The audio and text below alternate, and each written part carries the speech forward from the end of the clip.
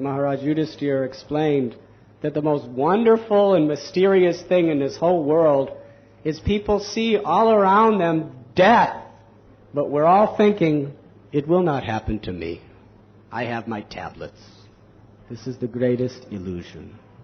All these signs of the nature of this material world, destruction, is all around us. And there's only one solution: to become detached from this material conception of life and become attached to Krishna. This is the only solution. We only have one shelter. Thakur Bhakti Vinod prayed, I have already seen and considered everything of this world, and I have found that only the name of Krishna can give me shelter. Whether we live or whether we die, remembering Krishna by hearing His glories, associating with His devotees, and chanting His name is the only thing of any eternal value in our life.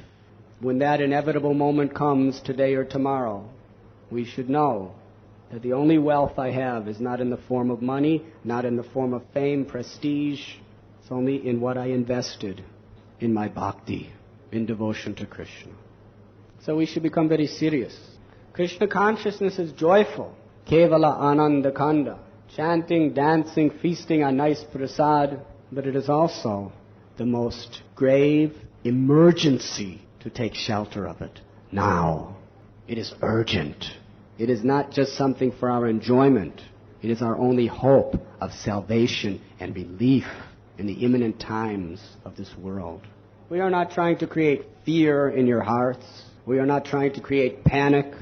It has been told to me that oftentimes the newspapers, they reduce the statistics when there's some crisis like riots or plagues or anything, because they don't want to create panic. But what they're actually doing is they're just keeping people in illusion. We don't want to create panic, but we also want you to see the reality of this world so you will not be in illusion, so that you will urgently and intelligently take the medicine. And the medicine is Harinaam.